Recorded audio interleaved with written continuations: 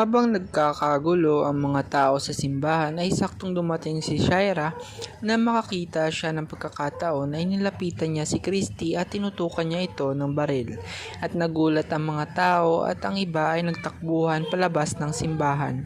"Huwag kayong gagalaw kundi papatayin ko tong babaeng to," pabantang sabi ni Shaira. Walang nagawa sila Jordan at Leon dahil isang maling galaw lang nila pwedeng mawala si Christy kaya sumunod na lang sila sa sinasabi ni Shaira.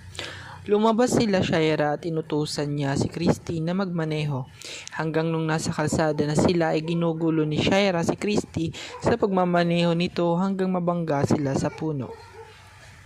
Agad namang dumating ang mga pulis at ambulansya at dinala sila Shaira at Christy sa hospital.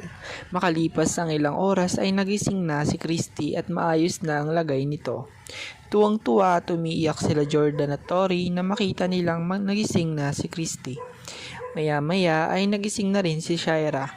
Bagaman siya ay nasa maayos ng kondisyon, wala itong maalala sa mga nangyari at biglang sinugod nila Jordan at Leon si Shaira. Ngunit laking gulat nitong hindi na sila nito naaalala.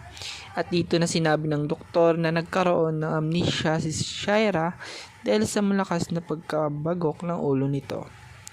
Sa inyong palagay, totoo kayang nawalan ng memorya si Shaira? O ito'y gawa-gawa niya lang upang matakasan ang mga kasalanan niya?